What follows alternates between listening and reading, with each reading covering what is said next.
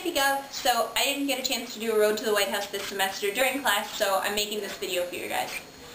So, Ron Paul is still in the race, so for all of you Megan Wards out there, that's something to cheer about. But what the media is all really thinking about is Mitt Romney and President Barack Obama, the incumbent. And recently, this story came out about Mitt Romney's adolescent days when he went to Cranbrook.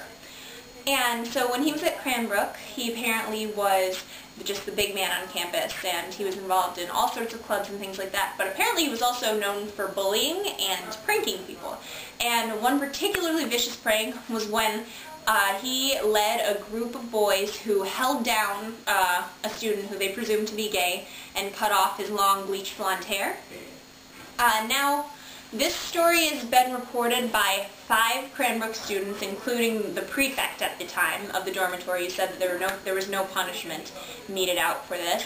But unfortunately, the alleged victim of this bullying is now dead. So all of the reports of this are kind of sketchy. Mitt Romney says he does not remember the incident, but he does say he wants to make a blanket apology for any pranks that might have gone too far.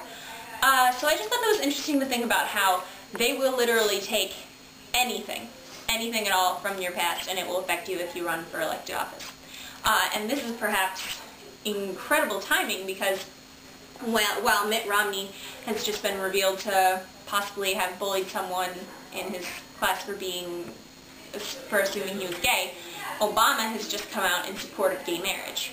Now, a lot of people are skeptical about this since his announcement came in the wake of Joe Biden's announcement that he was pro-gay marriage, which kind of put Obama on the hot seat and said, like, you need to speak now. But I think a lot of people are really excited that we have the first president of the United States to admit that he is okay with gay marriage. Romney, on the other hand, he completely opposes gay marriage. He also opposes civil unions if they are very similar to marriage. He only supports civil unions if it means that they get less rights than a married couple and less legal recognition. He would also support a constitutional amendment that would mean that marriage was, in fact, between a man and a woman in the eyes of the federal government. This is going much further right than President Bush, because President Bush was in favor of civil unions and he did not support a constitutional amendment that would take the right of deciding who can marry whom from the states and put it in the hands of the federal government. So that's another interesting thing, because Mitt Romney is supporting reducing states' rights in the name of limiting a personal freedom, which usually is the opposite of what Romney and the right wing tries to stand for, so I think that was really interesting.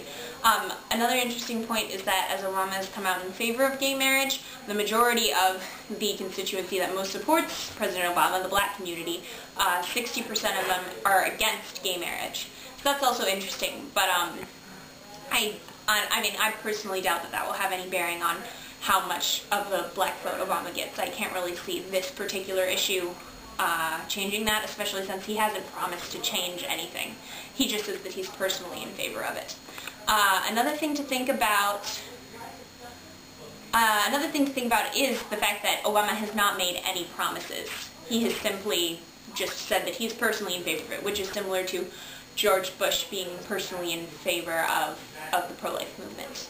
So it doesn't mean anything substantive, but it is an important symbolic gesture. This could also cement Obama's young vote, because Obama got so much of the young vote in the last election, and a lot of young people seem rather disillusioned by his presidency. But naming that he is in favor of gay marriage, which is something that most young people do support,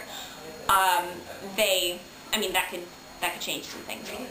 So that's your last road to the White House. Good luck tomorrow, everybody.